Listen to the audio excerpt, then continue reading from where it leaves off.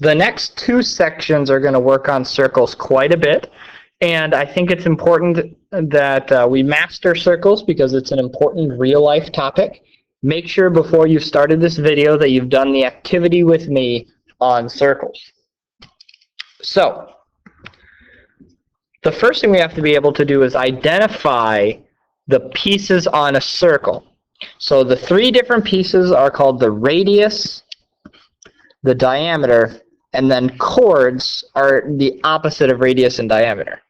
So a radius goes from the middle or the center point of a circle, which is right here, to the edge, and it's halfway across the circle. So that's the red line. A diameter is twice the length of a radius, and it goes through the center all the way across the circle. So the diameter is the blue line. The diameter is twice the radius. If you take the radius times 2, that's equal to your diameter. Now a chord is a purple line here because it does not go through the edge of the circle, and I don't remember where I got that marker actually. Here we go. So that is the chord, because the chord goes from one edge of the circle to the other, but does not go through the middle. So those are the important things. Now, the area of a circle down here, and we should have talked about this already at least a little bit.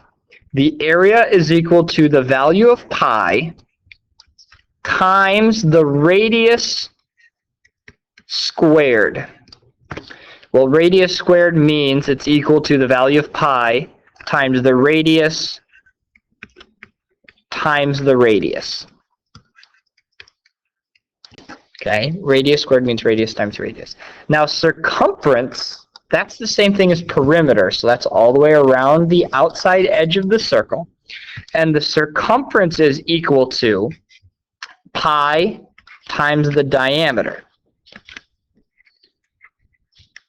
There are some other formulas that will say pi times the radius times 2.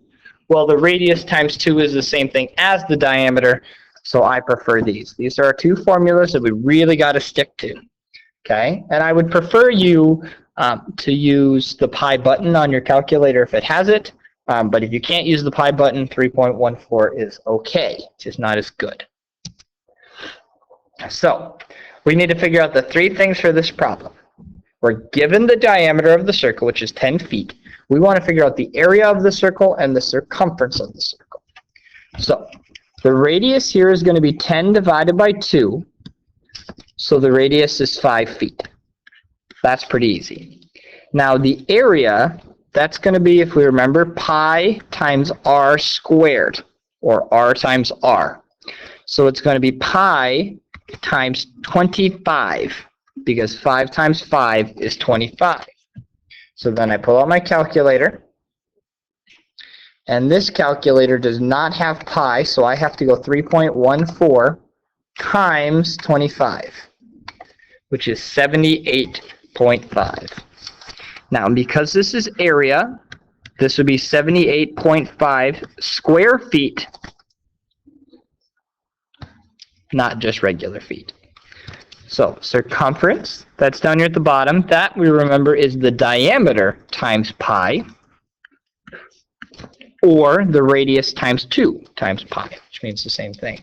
Our diameter is 10, so this is pi times 10. Do the same thing. Whoops.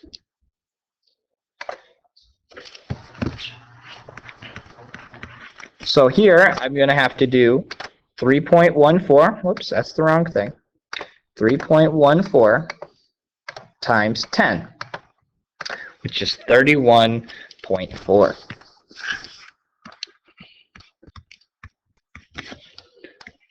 And this is first dimension because it's perimeter, so it's just feet. Okay. So this one now has a radius of 4.5 inches, which is right here.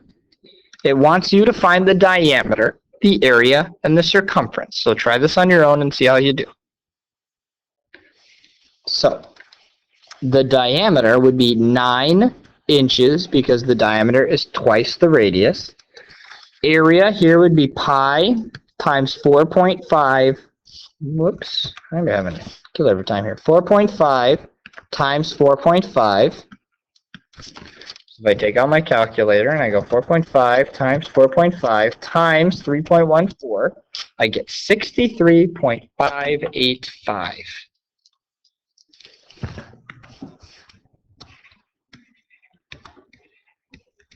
And the label here would be square inches. And the last one is circumference. So that's 9 times pi. So that's going to be 9 times 3.14, which is 28.26.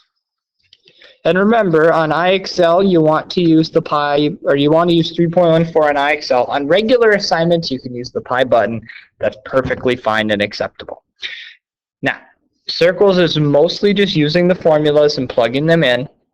But make sure if you have questions that you ask me, and we will work through them together.